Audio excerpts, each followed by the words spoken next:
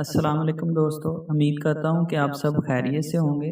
آج ہم بات کریں گے کہ کیا شوگر کا مرض ٹینشن اور پریشانیوں کی وجہ سے بھی ہو سکتا ہے۔ آپ نے یقیناً شوگر کے ایسے مریض بھی دیکھے ہوں گے کہ تمام تر پرہیز اور ادویات کے استعمال کے باوجود ان کا شوگر لیول کم نہیں ہوتا۔ اس کی وجہ اعصابی تناؤ، پریشانی اور ٹینشن اور اضطراب ہو سکتا ہے۔ جب آپ جسمانی یا جذباتی تناؤ کا سامنا کر رہے ہوتے ہیں تو کچھ ہارمونز خارج ہوتے ہیں جو آپ کے خون میں شکر کو بڑھاتے ہیں، جس میں کارٹیسول اور ایڈرینالین بنیادی ہارمونز ہیں۔ یہ بالکل فطری رد عمل ہے۔ مثال کے طور پر، اگر بھونکنے والا کتا آپ کا پیچھا کر رہا ہے یا آپ کسی خطرناک صورتحال میں ہیں تو آپ کے اپنے جسم کو لڑائی یا فرار ہونے کی صورتحال کے لیے تیار کرنے کے لیے ان ہارمونز کی ضرورت پڑتی ہے۔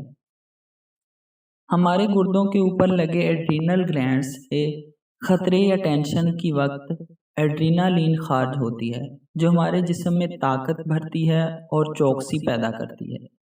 اس کے ساتھ پریشانی اور ٹینشن کی حالت میں کارٹیسول ہارمون بھی خارج ہوتا ہے جو جسم میں شوگر کا لیول بڑھا دیتا ہے تاکہ اس ٹینشن سے نپٹا جا سکے۔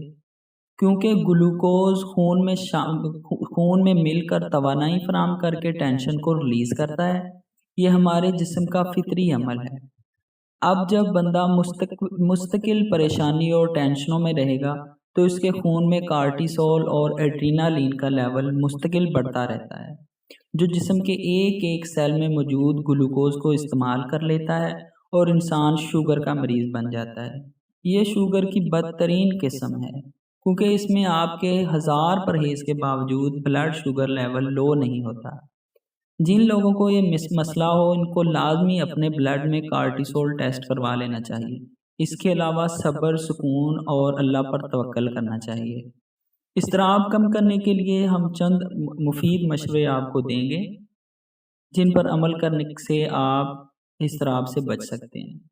کسی بھی قسم کی جسمانی سرگرمی، چاہے یہ آپ کے کھانے کے وقت دوران ارد گرد صرف ایک تیز چہل قدمی ہی کیوں نہ ہو، معاون دوست، ساتھی، کارکن، ہمدرد یا مذہبی شخصیت جیسا کہ مسجد کے امام صاحب یا بزرگ پرہیزگار شخصیت سے باتیں کرنا، اپنے ساتھ نرمی برتیں، ریلیکس رہنے کی کوشش کریں، کوئی تفریحی کام کریں جیسا کسی شوق میں مشغول ہو جانا یا پڑھائی کرنا، باغبانی وغیرہ، صحت مند غذائیں کھائیں، الکوہل کا پرہیز کریں، کیفین کو کم سے کم کرنا یا ختم ہی کر دینا چاہیے۔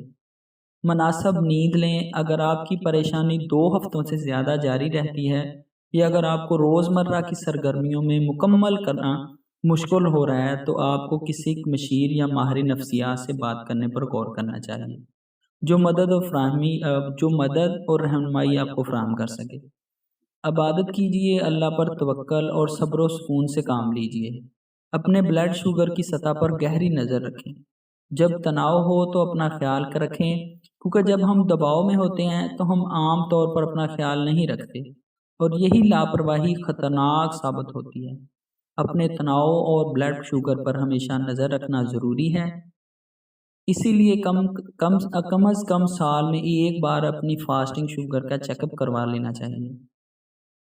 اگر آپ مسلسل تناؤ کا شکار ہیں تو آپ کے ہارمونز اور شوگر میں اضافہ ہوتا رہے گا۔ وقت گزرنے کے ساتھ ہی آپ کو خطرے میں ڈال سکتا ہے۔ تناؤ اور پریشانی، مسلسل اضطراب میں رہنے سے آپ کو یہ بیماریاں ہو سکتی ہیں جن میں دل کی بیماری سر فہرست ہے۔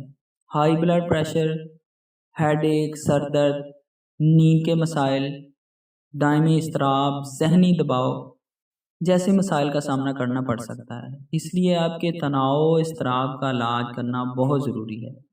تناؤ اور ٹینشن کو اپنی صحت کو خراب نہ ہونے دیں کیونکہ آپ نے دیکھا ہوگا کہ زندگی کے مشکل سے مشکل مسائل کا حل وقت کے ساتھ نکل ہی آتا ہے، لیکن اس دوران تناؤ یا ٹینشن لے کر آپ خود کو جن امراض میں مبتلا کر لیتے ہیں وہ زندگی بھر کا روگ بن جاتے ہیں۔